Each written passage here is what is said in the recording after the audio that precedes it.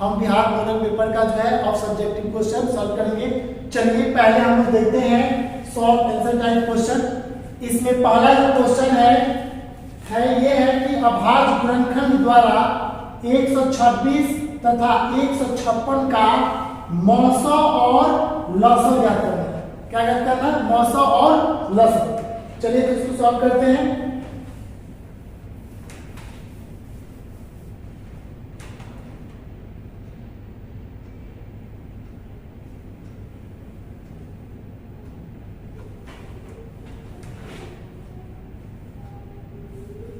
चलिए तो कितना है? 126। पहले जो है हम लोग, चलिए तो 126 का हम लोग गुणनखंड करते हैं। 2 से करेंगे, 2 छक 12, 2 तिया 6। फिर किससे होगा? ये 3 से होगा, 3 दूना 6, 3 एकम 1। फिर ये 3 से होगा, कितना हो जाएगा? 7। ठीक है, 7 से कर देते हैं, ये 1। यानी 126 का जो है कितना वाला गुणनखंड है? 2 गुने 3 गुने 3 गुने 7। चलिए अब हम लोग जो है इधर करते हैं 156 का करते हैं। इधर जो हम लोग 156 का करते हैं। 156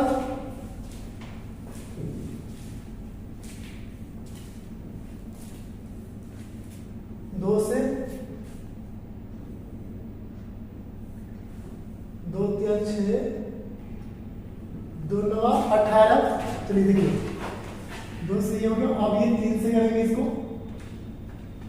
3 एकम 1 का 9, यह हो गया आपको 13 यानी 1।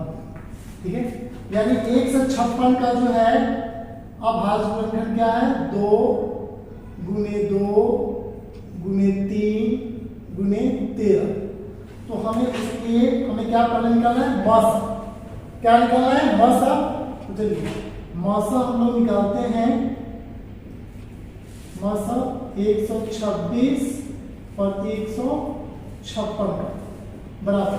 तो मौसा वही होगा जो दोनों में जो संख्याएं होंगी वो, जैसे ये 2 और 2, ये 3 और 3 दोनों में, तो इसका मौसा कितना हो जाएगा? 2 गुने 3 यानी कितना होगा? 6। कितना हो जाएगा मौसा? 2 गुने 3 कितना हो गया? 6। चलिए अब निकालते हैं हम लोग लसा। लसा निकालते हैं 126 और 156 का। तो पहले जो संख्या दोनों में मिले उसको लिखिए, तो 2 हो गया। 2 गुने 3। ठीक है, उसके बाद जो बच रहा है 2 बच रहा है, 3 बच रहा है, तो गुने 2 गुने 3। उसके बाद गुने 7 गुने क्या कर दीजिए? 13। मल्टीप्लाई कर दीजिए। 2 3 6 कितने 12 बढ़ते 36। 36 गुने 7 गुने 13। इसको मल्टीप्लाई हम लोग करेंगे तो आपका आंसर जो आएगा 3276। इस तरह से जो है पहला क्वेश्चन का हमने मौसा और लसा जो है निकाल लिया। चलिए अगला क्वेश्चन देखते हैं।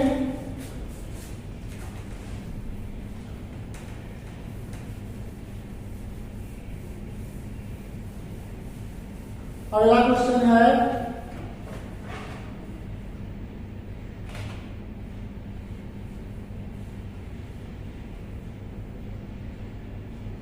क्वेश्चन है हमारा, देखिए इसमें जो है यदि px बराबर दिया हुआ है तो p3 और p-3 का मान करना है। px ये जो है आपके पास इक्वेशन जो है दिया हुआ है। चलिए अब इस क्वेश्चन को जो है हम लोग सॉल्व करते हैं।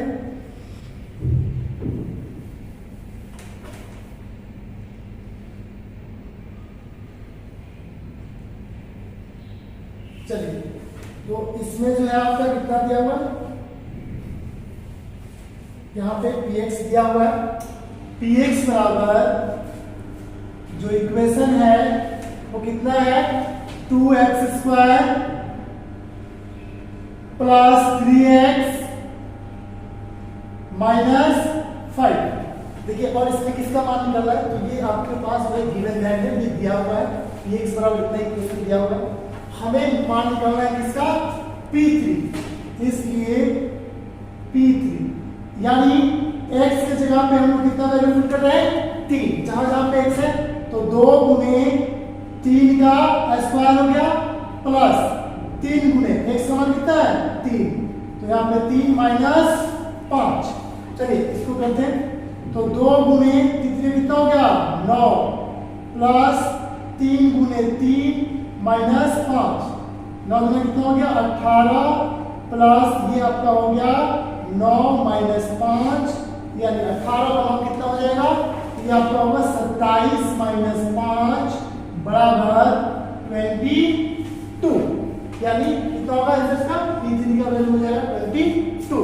चलिए अब नेक्स्ट इसका मान पूछ रहा है P x का जो वैल्यू दिया है -3, अब इस बार हमें क्या करना है, इसके यहाँ पे -3, तो यहाँ पे क्या है 2x², तो 2 गुने -3 का स्क्वायर प्लस 3 गुने यहाँ पे x है तो -3 और यहाँ पे हो गया -5, चलिए तो 2 गुने 3 का स्क्वायर में कितना हो जाएगा 9 प्लस 3 गुने -3 माइनस 5, तो ये आपका हो गया 9 दूना 18 और यहाँ पे प्लस और माइनस तो क्या होगा माइनस हो जाएगा और 3 3 सा कितना हो गया आपका 9 हो गया -5। अब देखिए ये दोनों संख्याएं माइनस में है तो दोनों को क्या करेंगे जोड़ देंगे, तो 18 माइनस 9 और 5 कितना हो जाएगा 14, तो 18 में से 14 गया कितना हो गया 4, यानी P3 का जो वैल्यू आ गया आपका 23 आ गया और P इसमें जो -3 का वैल्यू आ गया आपका जो आगे के सब्जेक्टिव क्वेश्चन हमने 2 क्वेश्चन सॉल्व कर लिया था। तीसरा जो क्वेश्चन है वो ये है कि एक द्विघात बहुपद ज्ञात करें जिसके शून्याङ्कों का योग तथा गुणनफल कितना है √2 और 1/3 है। शून्याङ्कों का योग कितना है √2 है और गुणनफल कितना है 1/3। तो शून्याङ्कों का योग का फॉर्मूला होता है आपका, शून्याङ्कों का योग होता है अल्फा प्लस बीटा। शून्याङ्कों का योग क्या होता है आपका अल्फा प्लस बीटा बराबर अल्फा प्लस बीटा होता है। तो अल्फा प्लस बीटा का मान दिया हुआ है कितना √2, तो alpha plus beta equal to हो गया √2। उसके बाद है गुणनफल, गुणनफल होता है अल्फा इंटू बीटा, तो alpha into beta equal to दिया है 1/3 दिया हुआ है। इस क्वेश्चन में हमें द्विघात बहुपद ज्ञात करना है, इसलिए द्विघात बहुपद बराबर हो जाएगा आपका द्विघात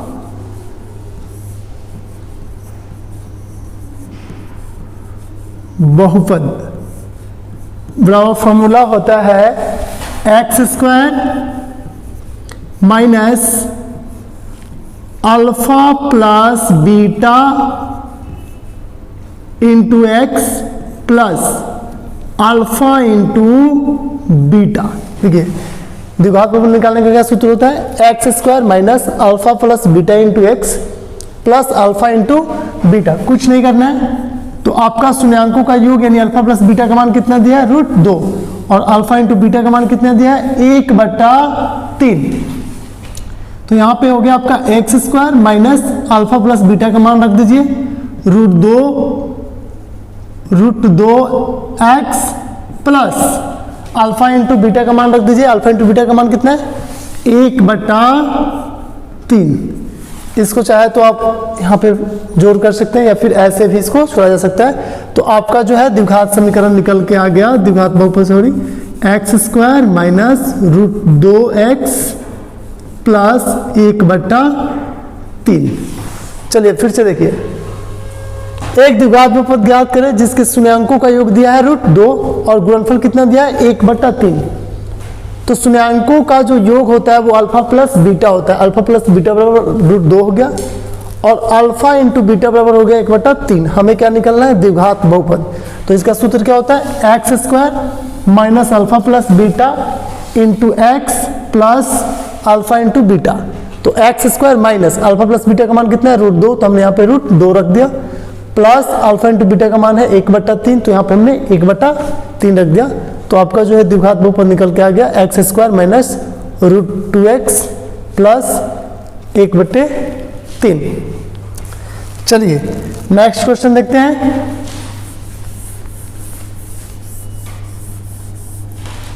अगला क्वेश्चन है द्विघात समीकरण इतना का विवेचक निकालना है। क्या निकालना है? विवेचक। इसका विवेचक निकालना है। तो पहले इस समीकरण को हम लोग लिख लेते हैं 3√3x² प्लस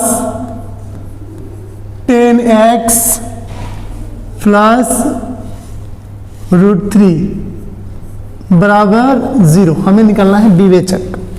ठीक है, इसमें जो है मैंने पहले ही द्विघात समीकरण पहले वीडियो में बताया था कि जो x² का गुणक है वो किसका मान होता है? a का। तो a बराबर हो गया 3√3 और b हो गया, b जो है x का गुणक होता है 10 और c हो गया आपका √3। हमें क्या निकालना है? विवेचक। तो विवेचक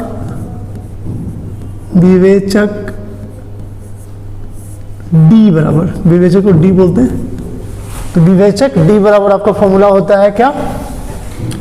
b² माइनस 4ac।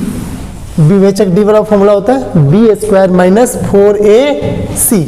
चलिए देखिए, तो b का मान कितना है आपका? 10 का स्क्वायर कर देते हैं माइनस 4ac यानी 4 गुने a कितना है आपका? 3√3 गुने c कितना है आपका? √3 है, तो यहाँ पे √3। चलिए 10 का स्क्वायर करेंगे कितना आएगा? 100 हो गया, माइनस 4 3 12 और √3 में गुना करेंगे तो कितना आ जाएगा? 3। तो यहाँ पे 4 3 12 हो गया और गुने यहाँ √3 और √3 को मल्टीप्लाई करेंगे तो आएगा 3, यानी 100 माइनस 12 36। इसको माइनस कर लेंगे 4 और ये 6, यानी आपका विवेचक d का मान कितना गया? विवेचक कितना आ गया आपका? 64 यानी 64। क्या निकालना था इसमें? विवेचक। ये आपका समीकरण दिया हुआ था और इसमें निकालना था आपको विवेचक। तो याद कीजिए विवेचक d बराबर होता है b² माइनस 4ac। यहाँ पे x² का जो गुणक है वो a का मान होगा, यानी 3√3a हो गया। x का जो गुणक है वो b का मान होता है, यानी b का मान कितना हो गया? 10 और जो संख्या है वो c, यानी c बराबर √3। तो फॉर्मूला है b² माइनस 4ac। b हो गया 10 का स्क्वायर माइनस 4 4 और a हो गया 3√3, 4 गुने 3√3 गुने c हो गया √3। 10 का स्क्वायर करेंगे 100 माइनस 4 12 और 3 गुने √3 कितना होगा? 3। तो ये हो गया आपका 12 36। 100 से 36 माइनस कर दिया, आंसर कितना आ गया आपका? 64। यानी इस क्वेश्चन का जो आपका आंसर है वो 64 है। चलिए अगले प्रश्न पे चलते हैं।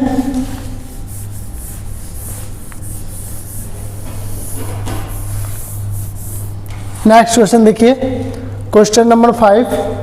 दिखाएं कि x बराबर -3 इतना का एक हल है।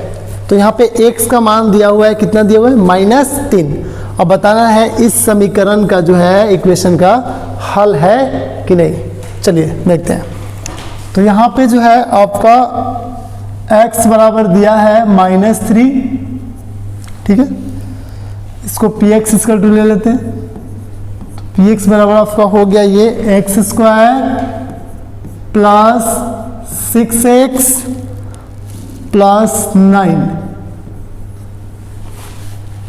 ठीक है। यहाँ पे x का मान रख दीजिए, ये x है तो यहाँ पे कितना रखेंगे? -3। तो -3 का स्क्वायर हो गया प्लस 6 गुने -3 हो गया प्लस 9। देखिए तितरिया कितना हो गया, ये आपका 9 हो गया, माइनस से स्क्वायर करेंगे तो ये प्लस हो जाएगा। यहाँ पे प्लस और माइनस माइनस हो जाएगा। 18 प्लस 9, 9 और 9 को जोड़ दिया हमने, कितना हो गया 18 और ये माइनस 18, यानी आपका कट के कितना आंसर आ जाएगा 0। हमें यही चीज़ प्रूव करना था कि x बराबर -3 के लिए इसका हल है कि नहीं। तो अगर इसका मान 0 आ गया तो हल जो है यानी आपका क्वेश्चन जो है सही है। तो यहाँ पे कितना आ गया 0। हमें इस क्वेश्चन में बस इतना ही करना था। चलिए अगला क्वेश्चन हम लोग देखते हैं, क्वेश्चन 6। क्वेश्चन 6 जो है द्विघात समीकरण 2x² - 6x + 3 = 0 के मूल की प्रकृति बताना है। ठीक है, चलिए तो इसमें जो है आपका क्वेश्चन है ये,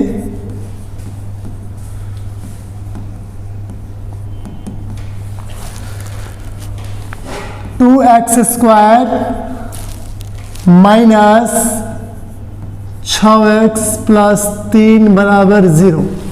देखिए जब इस तरह के मूल की प्रकृति पूछे तो समझिए कि उसमें आपको जो है d निकालना है। जैसे हमने ऊपर वाले क्वेश्चन में इसमें भी बेशक d निकालना था, और उसमें देखना है कि d का जो मान है वो 0 से बड़ा है या 0 के बराबर है या 0 से छोटा है, उसके आधार पर उसकी प्रकृति होती है। तो यहाँ पे सबसे पहले a का मान लिख लीजिए। तो a का मान x² का गुणक होता है 2 हो गया। आपका जो b है वो हो गया -6, और जो आपका c है वो हो गया 3। चलिए तो हम निकालते हैं d, विवेचक जो है आपका d निकालते हैं।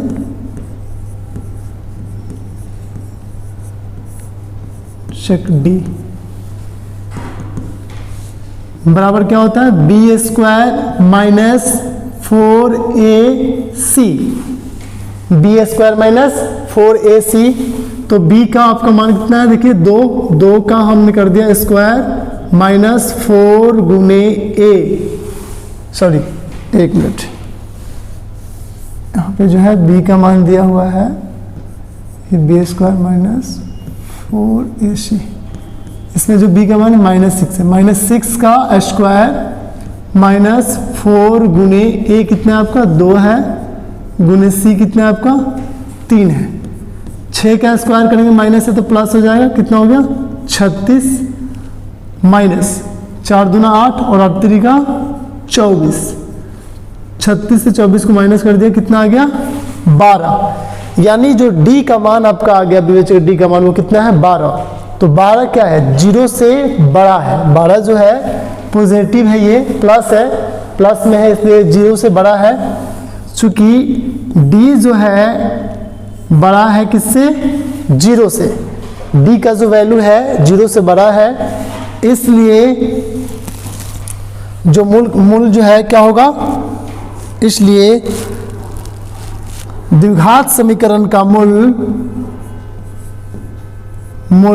वास्तविक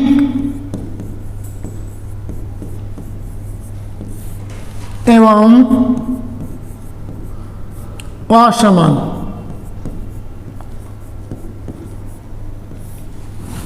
इसलिए मूल वास्तविक एवं असमान है। क्या हो जाएगा आपका मूल जो है वास्तविक एवं असमान है। इस समीकरण का जो मूल होगा वास्तविक और असमान होगा, क्योंकि d का मान जो है क्या है 0 से बड़ा है, प्लस में तो ये 0 से बड़ा है। चलिए अगर वीडियो अच्छा लगे तो लाइक कीजिए, सब्सक्राइब कीजिए। आगे के क्वेश्चन जो है हम लोग अगले पार्ट में देखेंगे। चलिए हम आगे के क्वेश्चन जो है देखते हैं। इसमें जो है क्वेश्चन 7 से हमें करना है। क्वेश्चन 7 नंबर जो है आपको दिया हुआ एक समांतर श्रेणी है का कौन सा पद -47 है ये बताना है। तो ये समांतर श्रेणी, सबसे पहले इसमें हम लोग को प्रथम पद लिखना है। तो प्रथम पद क्या होता है a, प्रथम पद a बराबर, तो a कौन होता है एपी का जो पहला पद होता है यानी कौन 18, तो प्रथम पद कितना हो जाएगा आपका 18 हो गया। उसके बाद हमें निकालना है सालांतर डी, तो इसमें डी निकालिए, सालांतर डी जो है तो डी कैसे निकालते हैं, तो एपी के दूसरे पद से पहले पद को माइनस करने पे डी आ जाता है। दूसरा पद कितना है ये, और ये पहला पद है। इसको तोड़ लेंगे 15 9 30 और 1 31, 31 बटा 2 माइनस पहला पद, पहला पद कितना है 18, पहला पद कितना है 18, इसको सॉल्व कर लेते हैं। 31 माइनस 18 गुना 36 बटे 2, यानी ये आपका आ गया कितना -5 बटे 2 जो है आपका डी का मान आ गया। ए है पहला पद 18 और डी आ गया -5 बटे 2। अब हमें क्या कौन सा पद कह रहा है कि जो है आपका एन जो है एन बराबर दिया हुआ है -47, ये ए कौन सा पद जो है इतना है, एन का मान निकालना है। तो एन का फॉर्मूला क्या होता है, ये होता है आपका a plus n minus 1 into d बराबर कितना हो गया -47। अब देखिए ए का मान कितना है आपका, तो ए का जो मान है आपका कितना 18 प्लस एन माइनस 1 गुने डी का मान, तो डी देखिए कितना है बच्चों का -5 बटे 2, डी जो आया है -5 बटे 2 बराबर माइनस कितना है 47। चलिए तो यहाँ पे 18 जो है 18 को उस साइड ट्रांसफर कर देंगे, भेज देंगे, यहाँ पे बच जाएगा आपका एन माइनस 1 गुने -5 बटे 2 बराबर यहाँ पे -47 और ये प्लस में है और उस साइड ट्रांसफर करेंगे तो किसमें हो जाएगा, ये आपका हो जाएगा -18, यहाँ पे हो गया एन माइनस 1 गुने -5 बटे 2 बराबर, इसको जोड़ दीजिए तो 8 7 15 5 और ये हो गया आपका 4 1 5 और 1 6 -65। अब ये वाली जो संख्या है इस साइड इसको ट्रांसफर करेंगे, यहाँ बच जाएगा आपका n माइनस 1, जब इसको भेजेंगे तो -65 जो ये है ये आएगा आपका ऊपर 2 और नीचे आ जाएगा -5, ये देखिए माइनस माइनस जो आपका कट जाएगा और 5 से 65 कटा देंगे कितना जाएगा 5 में और 5 या 15, 13 दुना कितना आ गया 26, यानी आपका जो है n माइनस 1 बराबर कितना आ गया 26।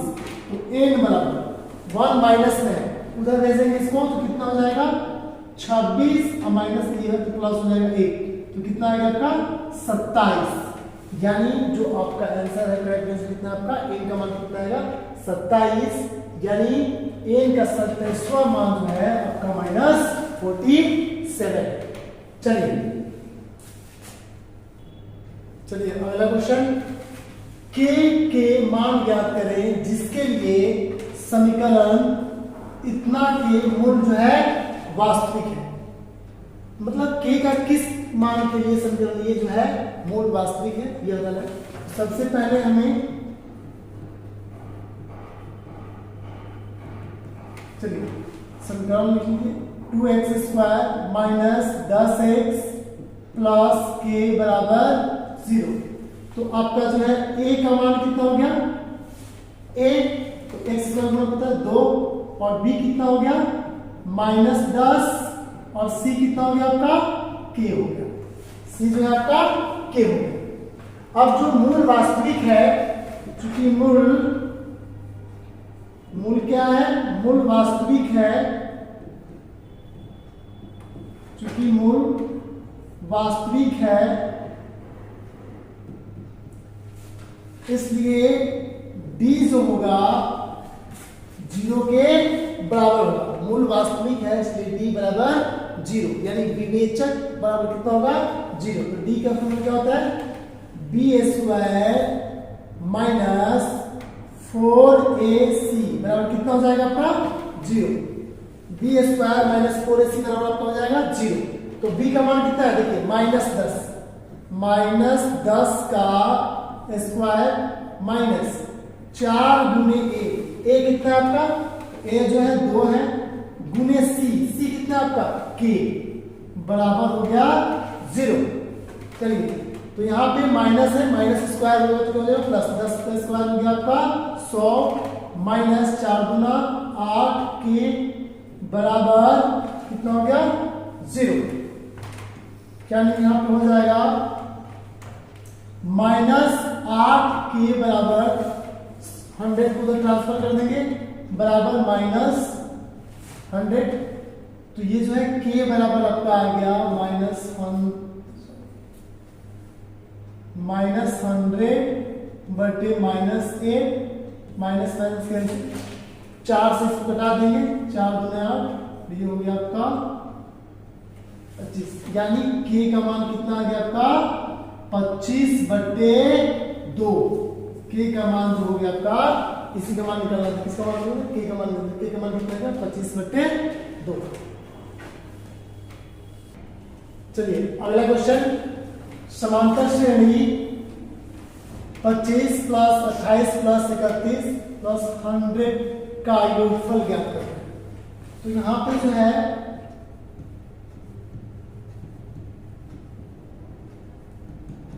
ये आपको जो है एपी दिया हुआ है, क्या है 25 plus 28 plus 31 plus dot dot dot कहां तक, ये 100 तक, इसका योगफल निकालना है।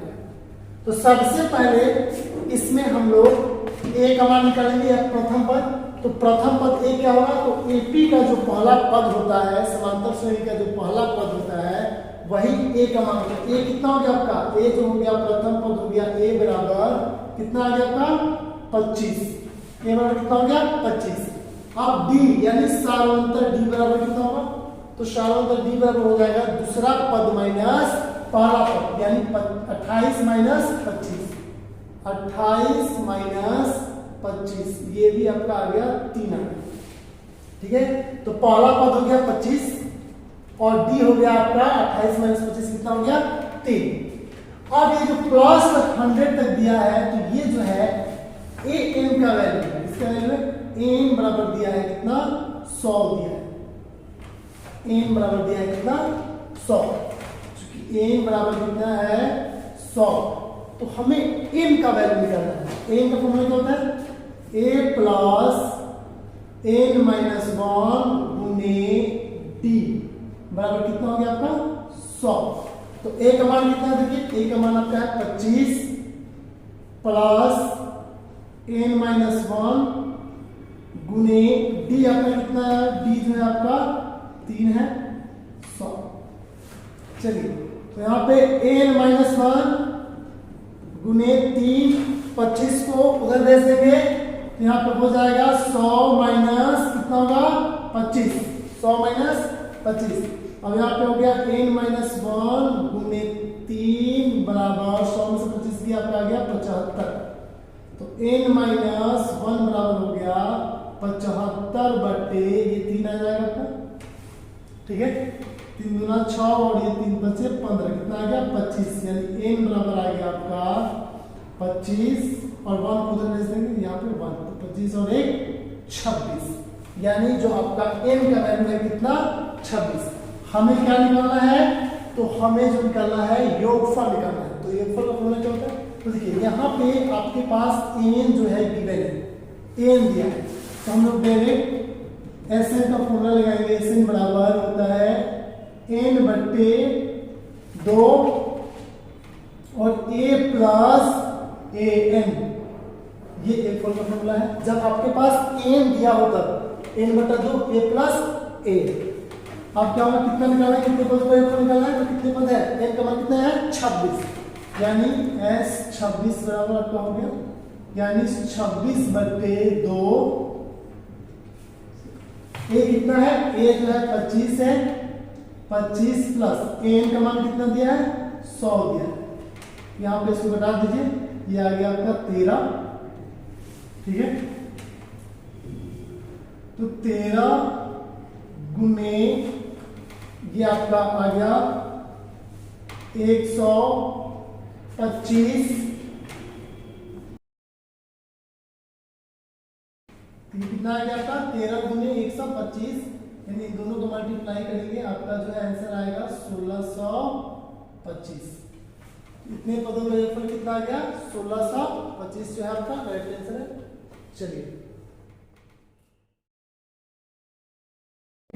चलिए हम लोग इस वीडियो के माध्यम से आपके मॉडल पेपर का सब्जेक्टिव क्वेश्चन का आगे के क्वेश्चन जो है सॉल्व करते हैं। हमने पिछले वीडियो में जो है क्वेश्चन 9 तक सॉल्व कर लिया था।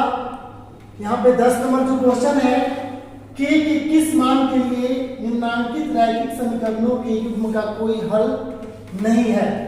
तो यहाँ पे जो है आपके पास दो इक्वेशन जो है गिवन है, एक है 3x प्लस y बराबर 8 और दूसरा इक्वेशन है 2k minus 1 into x plus k minus 1 into y बराबर 2k प्लस 1 है। अब यहां पे जो है दो समीकरण आपके पास दिया हुआ है, दो समीकरण जो है आपके पास गिवन है। तो देखिए x का जो गुणक है वो a का मान होगा यानी a1 हो जाएगा, a1 बराबर हो गया 3, y का जो होगा वो b1 होगा। तो यहाँ पे कुछ भी नहीं है यानी b1 का मान हो जाएगा कितना 1 और ये आपका c1 जो है कैंसिल आपका हो गया 1। अब इसमें आते हैं तो x का गुणज कितना है इतना यानी a2, यहाँ पे a1 हो गया ये क्या होगा a2 बराबर हो गया 2k माइनस 1। उसके बाद b2 बराबर आपका हो गया y का जो गुणक है तो कितना है k माइनस 1। उसके बाद आपके c2 का मान हो गया कितना 2k प्लस 1। ठीक है, अब इसमें लिखा हुआ है कि समीकरण युग्म का कोई हल नहीं है। k के किस मान के लिए समीकरण युग्म का कोई हल नहीं है। तो कोई हल नहीं होने का सब क्या है a1 बटा a2 बराबर b1 बटे b2 not equal to c1 बटे c2। कोई हल नहीं होने का सब क्या है a1 बटा a2 बराबर b1 बटा b2 और नॉट इक्वल टू c1 बटे c2। चलिए तो a1 का मान कितना है, देखिए a1 का मान है आपका 3, तो 3 बटे a2 का मान कितना है, यहाँ पे देखिए a2 का मान दिया हुआ है 2k माइनस 1 बराबर b1 का मान कितना आपका 8। अब देखिए c2 का मान b2 का मान कितना है k माइनस 1। अब यहाँ पे हमें c2 की जरूरत नहीं है, 2 से ही मान निकल जाएगा, लेकिन लिख देते हैं c1 का मान है 8 और यहाँ पर c2 है 2k प्लस 1। हमें k का मान जो है ज्ञात करना है तो हमें इन दोनों से ही k का मान निकल जाएगा, यानी इसको ले लेंगे आपका 3 बटे 2k माइनस 1 बराबर है k माइनस 1 के, ये दोनों आपस में बराबर है इसलिए हमने इसको ले लिया, c जो है इसके बराबर नहीं है। चलिए अब जो है क्रॉस मल्टीप्लाई करेंगे तीसरे गुना, यहाँ पे 3 से मल्टीप्लाई होगा, 3 इंटू हो जाएगा आपका k माइनस 1 बराबर यहाँ पे 1 से मल्टीप्लाई करेंगे इसको तो इतना ही आएगा 2k माइनस 1। 3 से k में करेंगे कितना होगा 3k माइनस 3 हो गया, यहाँ पे 2k माइनस 1। अब देखिए इस k वाले को वन साइड कर लेंगे एक तरफ और जो नंबर है संख्या उसको एक तरफ, तो यहाँ पे 3k और ये 2 को प्लस में इधर आएगा तो किस में हो जाएगा माइनस में बराबर माइनस 1 3 प्लस माइनस में इधर आएगा तो किस में हो जाएगा प्लस में, यानी आपका जो है यहाँ पे आ गया 3k माइनस 2k आपका आ गया k और यहाँ पे 3 माइनस 1 कितना आ गया 2, यानी जो k का मान आपका आ गया कितना आ गया 2, यानी k का मान कितना हो गया 2 के लिए इस समीकरण युग्म का कोई हल नहीं है। आंसर आपका कितना हो गया k बराबर 2। चलिए अगला क्वेश्चन देखते हैं।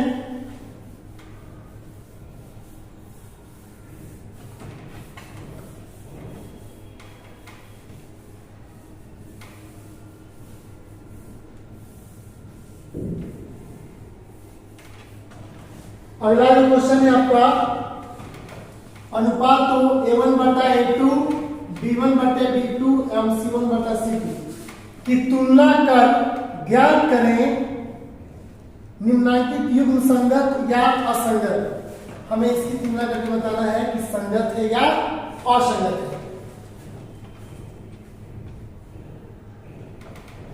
चलिए तो पहला इक्वेशन क्या दिया हुआ है आपका,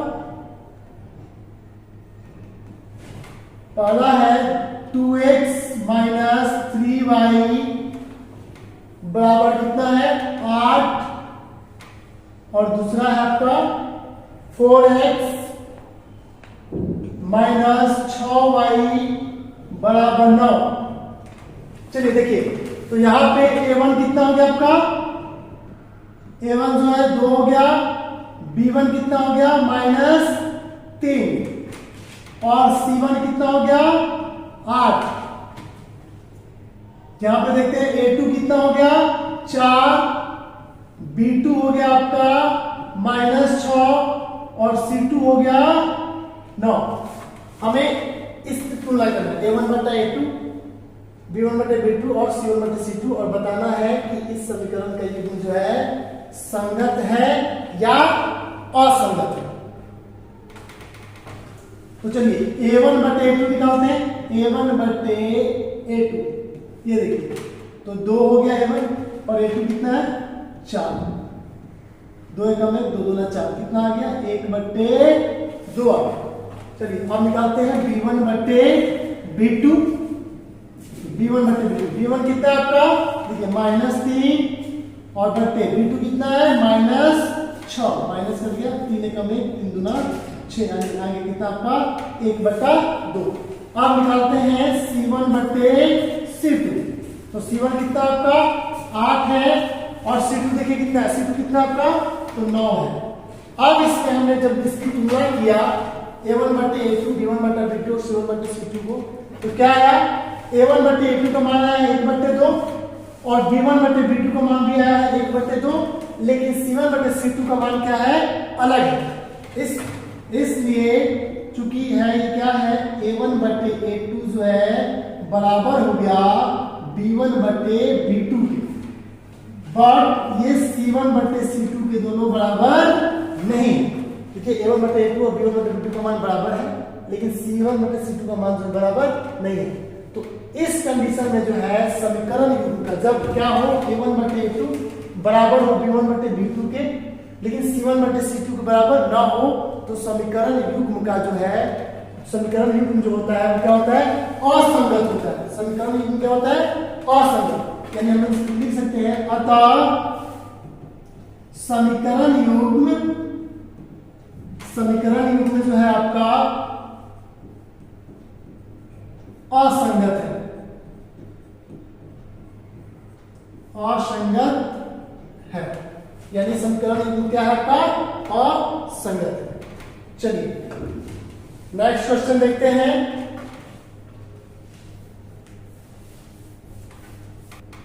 चलिए अगला क्वेश्चन देखिए, 6x² माइनस 7x 3 के शून्य ज्ञात करें।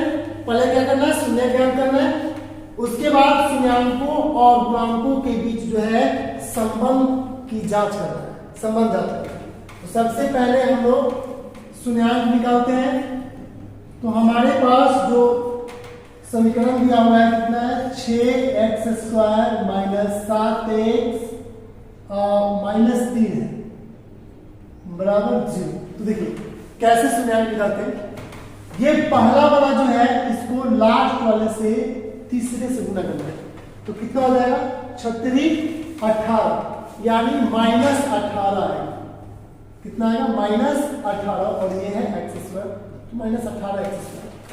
अब हमें दो संख्या ऐसे लेना है कि घटाने पे कितना है आपका 7x, और गुना करने पे कितना जाएगा 18x, तो क्या हो जाएगा ये है आपका 6x², यहां पे इसको ले लेंगे -9x और प्लस 2x, 9 दूना कितना हो जाएगा 18, और 9 से 2 हो गया 7, और ये आपका है -3 बराबर कितना हो गया 0। अब यहाँ पे 2 का पेड़ लगा लीजिए, ये लग गया। अब इसमें हमें देखना है इन दोनों में क्या कॉमन है, तो यहाँ से कॉमन निकल सकता है 3x, यहाँ 3 दूना 6 2 और x बच गया, यहाँ फिर 3 का 9, ठीक है। अब इन दोनों में क्या कमान है, तो इसमें कुछ भी कमान नहीं है, तो कितना कमान होगा 1, यानी ये आ गया 2x माइनस 3 बराबर कितना हो गया आपका 0। तो यहाँ पे हो गया आपका 3x और प्लस 1, 3x प्लस 1 और ये हो गया 2x माइनस 3 बराबर कितना हो गया 0। अब देखिए क्या करेंगे, एक बार इसके बराबर 0 और एक बार इसके, तो 3x प्लस 1 बराबर कितना लेना है 0 और फिर यहाँ पे हो गया 2x माइनस 3 बराबर कितना लेना है 0।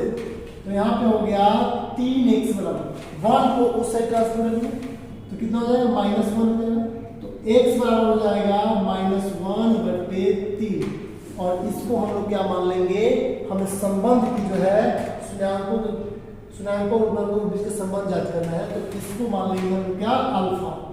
अल्फा बराबर कितना आ गया -1/3।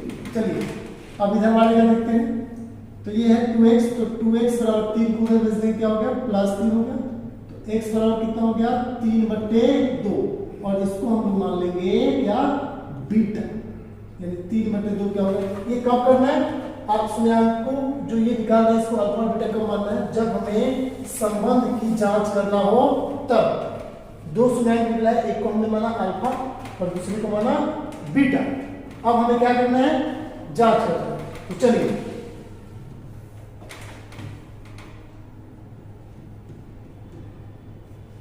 ठीक है। अब क्या होता है शून्याङ्कों और गुणांकों, तो शून्याङ्क alpha plus beta, alpha plus beta बराबर होता है -b/a। अल्फा प्लस बीटा बराबर क्या होता है -b/a, ये हमें जांच करना है। तो अल्फा का मान हमने यहाँ पे माना है -1/3 और बीटा कितना है 3/2। यहाँ पे अल्फा का मान रख दीजिए -1/3 प्लस बीटा कितना है 3/2।